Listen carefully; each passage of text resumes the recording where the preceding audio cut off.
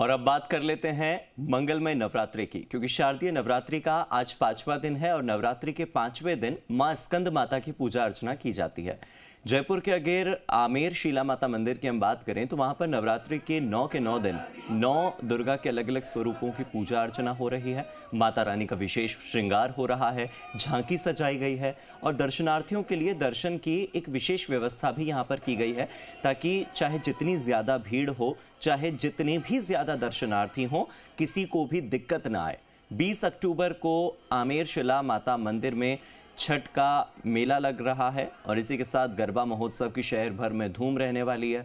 इसके अलावा प्रदेश के अन्य कई मंदिरों में जो पूजन अर्चन है उसकी विशेष विधि अपनाई जा रही है। पूरे विधि विधान के साथ इस बार पूजा अर्चना हो रही है। बात अगर शारदीय नवरात्रि की करें तो इस बार 30 साल बाद एक दुर्लभ राजयोग बना है।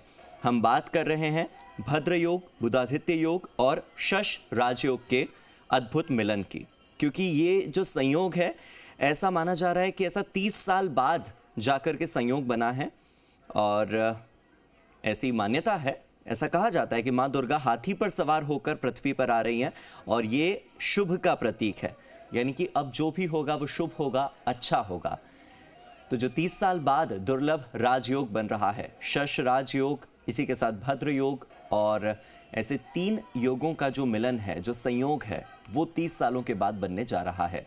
और इस दुर्लभ राजयोग में ऐसा माना जाता है कि आने वाला जो भविष्य है वो शुभ होगा अगर माता की पूजा अर्चना पूरे मन से की जाए, पूरे विधि विधान से की जाए और बगैर किसी छल कपट और ईर्ष्या के साथ की जाए। आप देखिए, अगर आप भी किसी मंदिर के नज़दीक रहते हैं तो ये जो घंटे की आवाज़ है, ये जो आरती की आवाज़ है, ये जो खूबसूरत भजनों की आवाज़ है, ये आपके घरों तक बिल्कुल आ रही होगी और आप भी इन 9 के 9 दिन माता के इस अलौकिक श्रृंगार, इस अलौकिक शक्ति को अपने मन के भीतर महसूस कर पा रहे होंगे।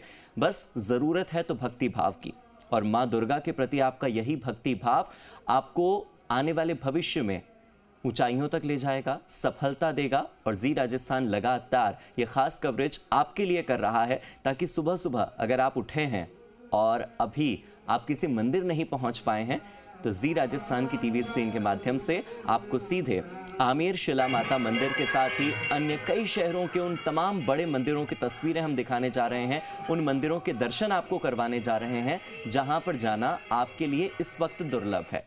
अगर आप नहीं जा पा रहे हैं तो हमारी टीवी स्क्रीन से दर्शन कर लीजिए। आपको माता के दर्शन से जो लाभ मिलने वाला है, आप मानकर चलिए कि आपका आने वाला पूरा साल बहुत अच्छा रहने वाला है, शुभ रहने वाला है। और 30 साल बाद जो ये संयोग बनने जा रहा है, इस संयोग में आप अगर पूरे मन से माता को याद करेंगे तो निश्चित तौर पर वो आपके घर भी पधारेंगी, आपके घर को धन धान्य से भी भरेंगी, समृद्धि भी लाएंगी, सफलता भी लाएंगी। और बस ज़रूरत है तो आदर भाव से सत्कार की।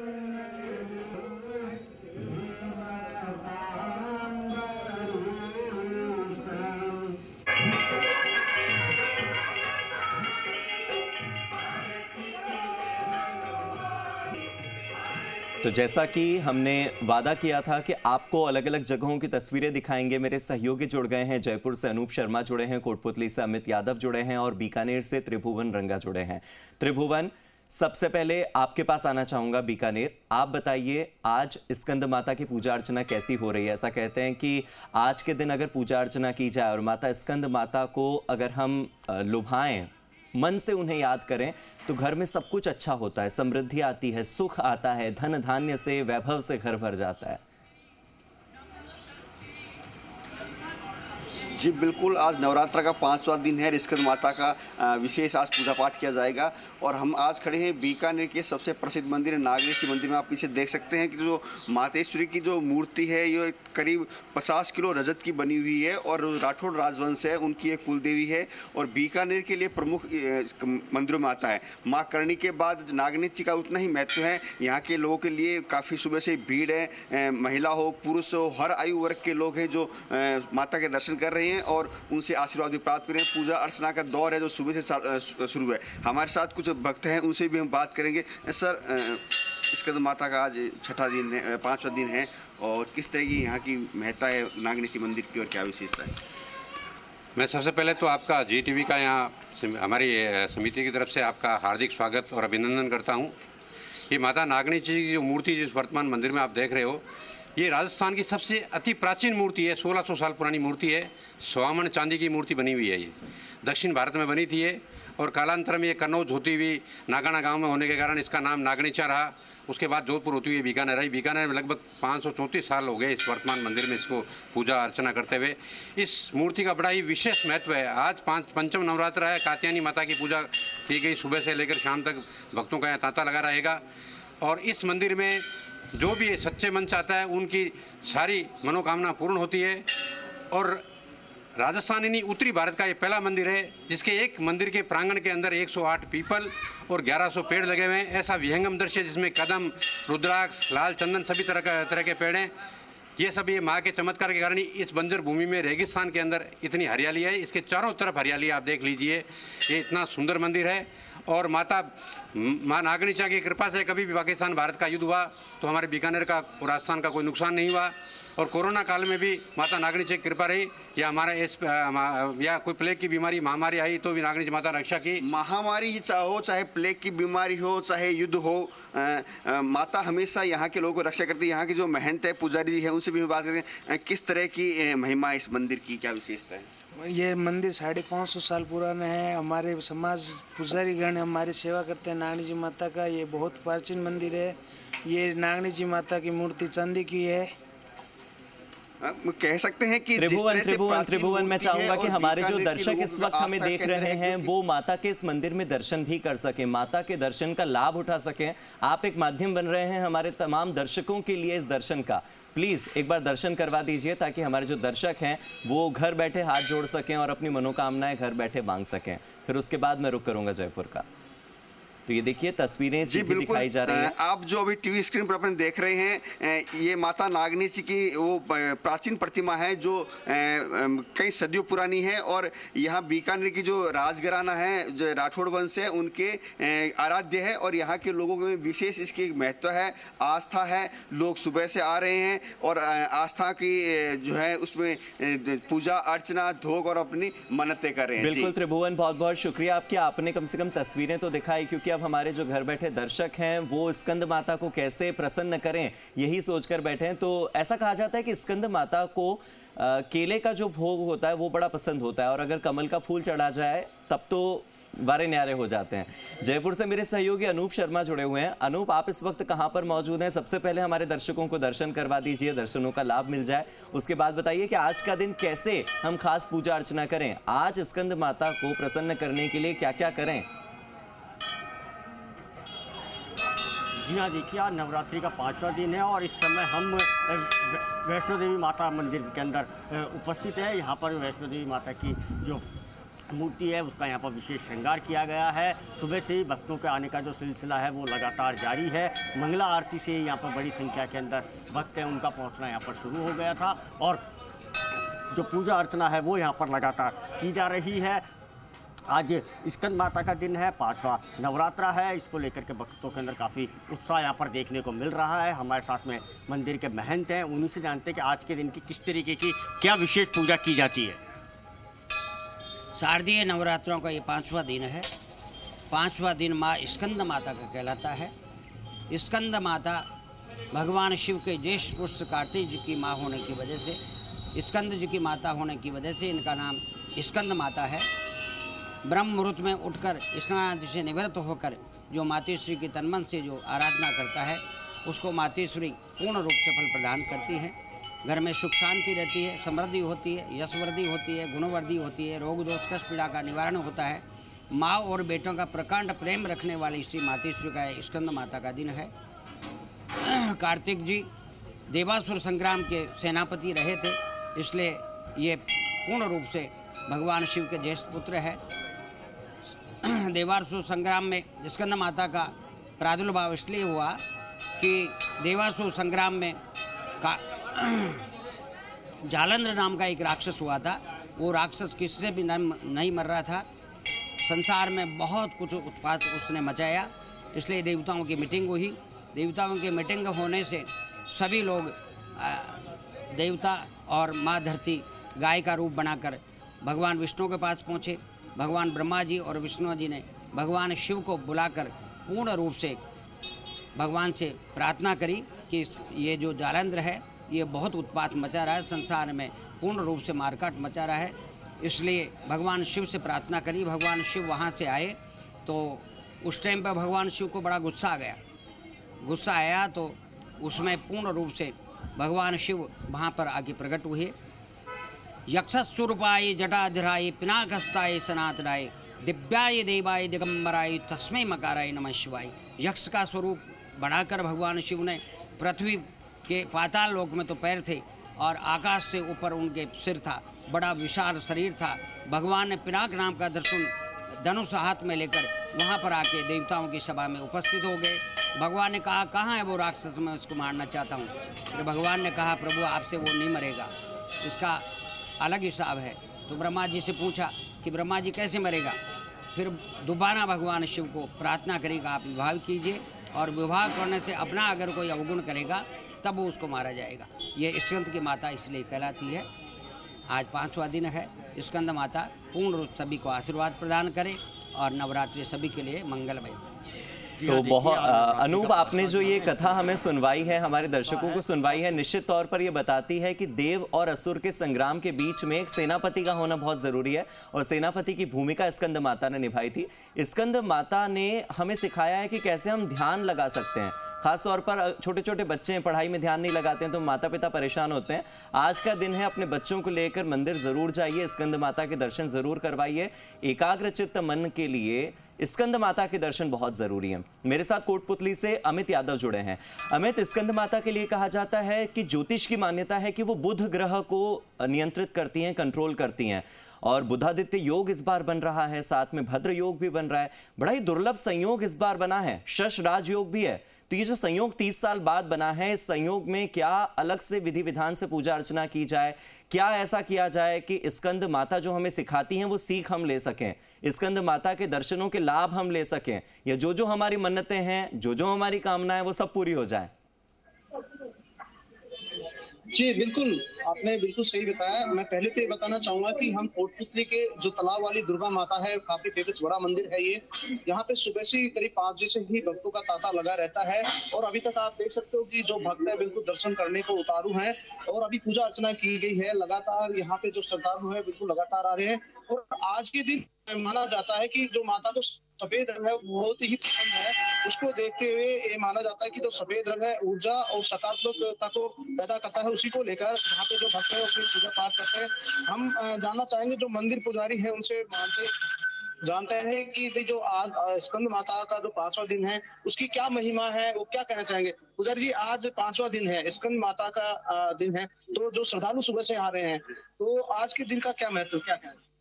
मैं पहले तो सभी भक्तों को माँ का आशीर्वाद दूंगा। आज पंचमा नवरात्र है, स्कंद माता की पूजा की जाती है। माता रानी को सफेद वस्त्र सुख शांति के प्रतीक है, और इस दिन जिस माता बहन के पुत्र या संतान नहीं होते हैं, वो इस दिन माता की आराधना करने पर उनको अवश्य माता पुत्र या पुत्री उनका वंश चालने के आशीर्वाद प्रदान करती है। तो मैं यही कहूँगा, माता रानी सभी भक्त उनसे अरदास करें और अपनी सुख समृद्धि के लिए प्रार्थना करें। इस दिन माता के इस मंदिर में काफी भीड़ रहती है, जिससे सुबह मेला सा रहता है, और माता रानी सभी की मनोकामना पूर्ण करती है। मैं आपसे और ये कहूंगा कि माता जितनी आराधना करे, माता अपने पुत्रों पर उतने ही प्रसन्न होकर उनको आशीर्वाद प्रदान करती है। चलिए अमित, आपके पास लौट कर आऊंगा, और आपसे ये भी चाहूंगा अमित कि आपके फोन का जो आपने पोर्ट्रेट मोड ऑन कर रखा है उसको, कैमरे को पोर्ट्रेट मोड से बाहर निकाल लीजिए, क्योंकि हमारे जो दर्शक हैं वो पीछे के दर्शन करना चाहते हैं और पीछे काफी ब्लर दिखाई दे रहा है। अगली बार जब लौटूं तो माता के दर्शन हो जाए, इसी अपेक्षा के साथ फिलहाल मैं बीकानेर का रुख कर लेता हूँ। त्रिभुवन मेरे साथ जुड़े हुए हैं। त्रिभुवन, आपके साथ पुजारी जी मौजूद हैं, जरा उनसे पूछिए कि स्कंद माता को क्या क्या पसंद है, क्योंकि केले का भोग लगाया जाता है 5वें दिन, ये तो हम सब जानते हैं, लेकिन और क्या क्या चढ़ाया जा सकता है आज के दिन? किस तरह से हम अपने मंदिर को सजा सकते हैं जहां पर घट स्थापना की है? कौन से रंग पसंद हैं स्कंद माता को, जरा पूछिए उनसे। जी बिल्कुल, हमारे साथ जो महंत जी है, पुजारी जी है, हम उनसे पूछेंगे।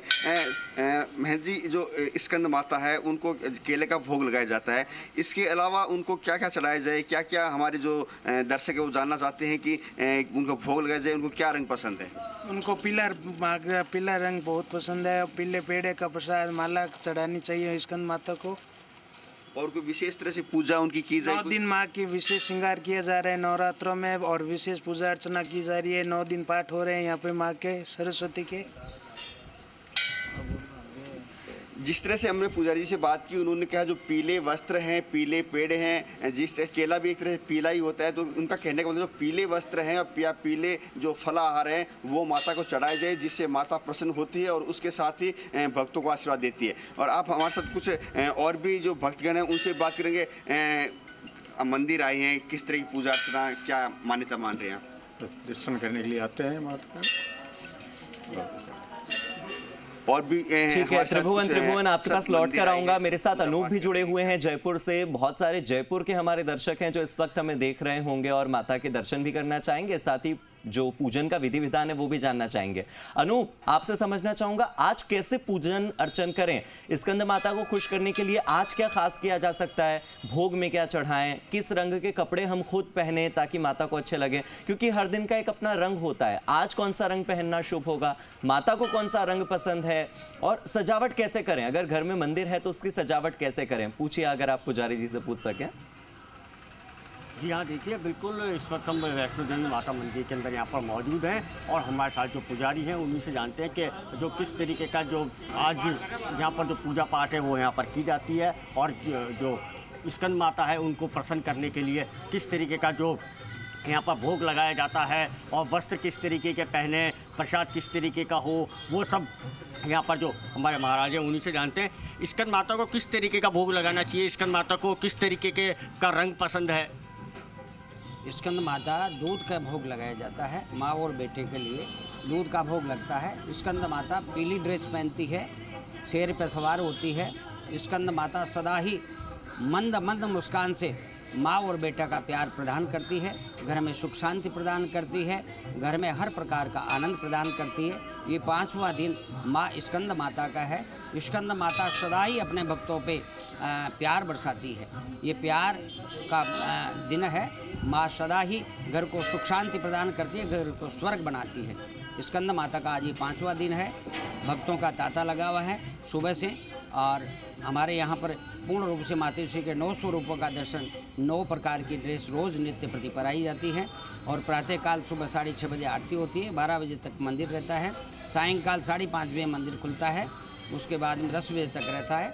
सायंकाल दोनों टाइम भंडारा बढ़ता है, और हर प्रकार से भक्तों का मनचाहा फल प्रदान करने वाली ये माता सदा ही आशीर्वाद प्रदान करती है। देखिए अनूप, ये तो बता दिया पुजारी जी ने कि क्या क्या चढ़ाना चाहिए, किस किस तरह से पूजा करनी चाहिए। आप ये पूछिए क्या क्या नहीं करना चाहिए, क्योंकि बहुत सारे दर्शक ये भी जानना चाहते हैं कि कहीं कोई गलती ना हो जाए पूजन अर्चन में, क्या क्या न करें ये भी बताएं।